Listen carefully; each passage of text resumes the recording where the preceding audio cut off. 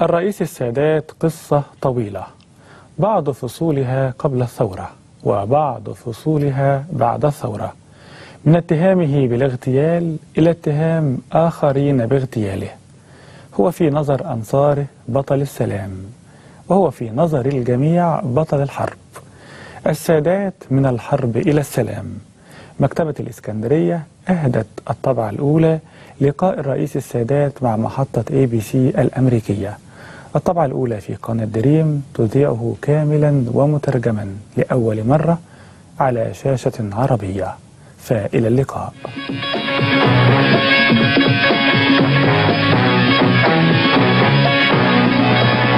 Now for the next hour, Sadat Action Biography. We are the oldest nation, the oldest written history, 7,000 years, the oldest government. Believe this, we are very proud. As you're driving through the streets of Cairo or any other Egyptian town and the people are standing on the side of the street and cheering you, how do you know they really mean it? It is something that you can feel by heart. By heart. I'm a man of the street, and I can feel it. He's got a sense of timing. He understands his public. He knows how to deal with other politicians extremely well. At the same time, though, I think we must admit he is a statesman, because he is the first Arab leader who has been able really to lead the Arab world in modern times. I must say he's one of the surprises of Middle Eastern history. He developed a sharpness of personality and independence of vision, which contrasted with the previous image of a ceremonial figurehead. And now I think most Israelis would agree with me in thinking that he is a more formidable and serious person than Nasser.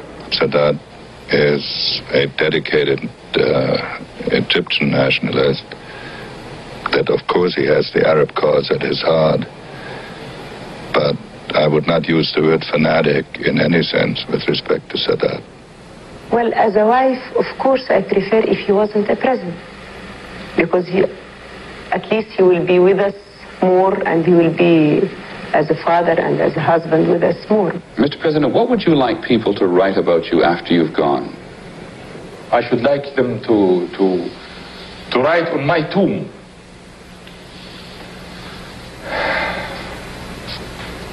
He has lived for peace, and he has died for principles. For the past 1,000 years, nobody in the West has bothered very much about getting along with the Arabs. They haven't amounted to very much. In the past 12 months, however, it's become a very big matter, not far on our agenda below getting along with Russia or getting along with China. There are about 100 million Arabs in about 20 Arab countries. Though they're not united and none is dominant, the most prestigious is Egypt, because it is the most populous. It's a piece of luck for us that the president of Egypt now is Anwar el-Sadat. He has expelled the Russians from Egypt.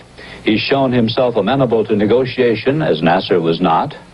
He's opened his country up to Western investment, and he's displayed an admiration for the steward of our foreign policy, Henry Kissinger. For the past 4 months, ABC's chief Middle East correspondent, Peter Jennings, has been filming Sadat's every public move and a lot of private ones. For the next hour, we present Jennings' portrait of the #1 Arab. Anwar Sadat has been president of Egypt since the sudden death of Gamal Abdel Nasser in 1970. Since his presidency began, Egypt and Israel have fought their 4th war, and there is pessimistic expectation about a 5th.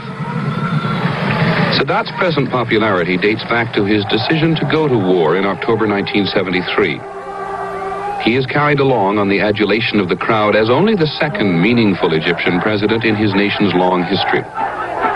He is a man of many parts.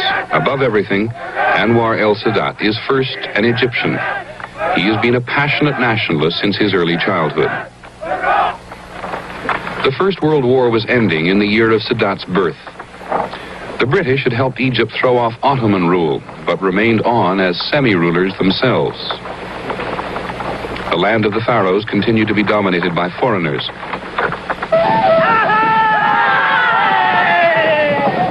burial sites of the ancient kings became training grounds for British cavalry.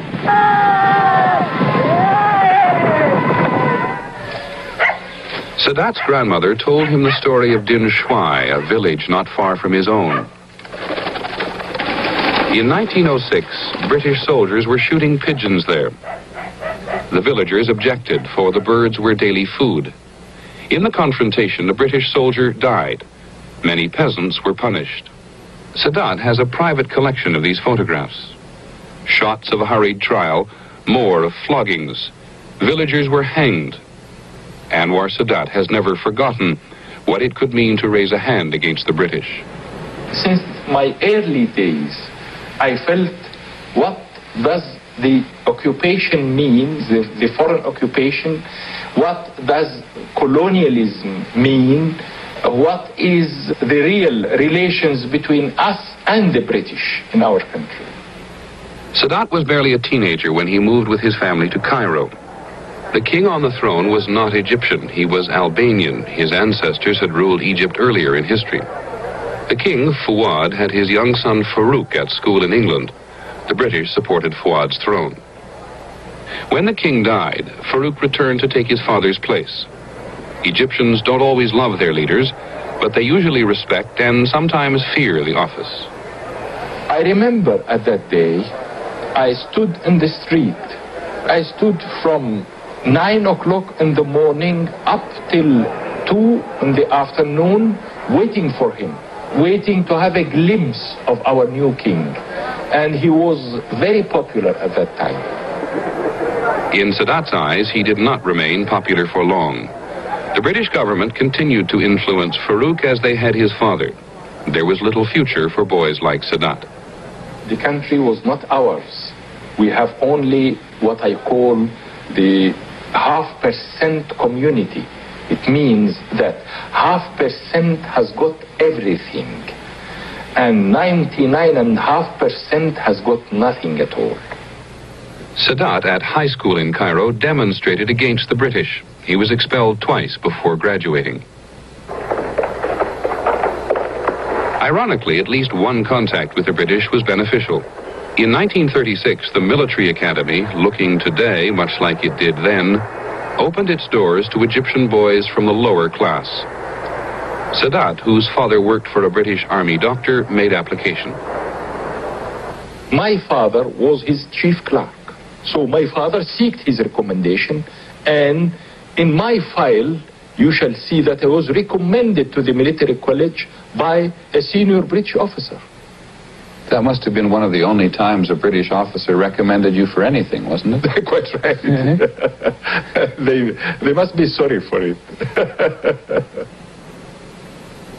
Sadat was admitted, and so was another fervent Egyptian nationalist, Gamal Abdel Nasser. It was to be a giant step forward, the beginning of an Egyptian-trained military not dependent solely on birth or royal favor for its leadership. It was here that Sadat and Nasser became friends and decided they had much in common. They both saw the army as the way to overthrow the king and expel the British. Sadat and Nasser had no sooner graduated from military academy than the Second World War broke out. The British were fighting the Germans and Italians in North Africa. Sadat saw the war as an opportunity to hasten British defeat and their departure from Egypt. He decided to collaborate with the Germans. We had a saying here that says, the enemy of my enemy is my friend. This is quite simple like that. We were faced by a very grave situation. Rommel has reached Alamein, and he was about to capture Alexandria and then Cairo. So we tried to contact the Germans and tell them that we want our complete independence. And even if they want us to fight for this independence with them, we are ready.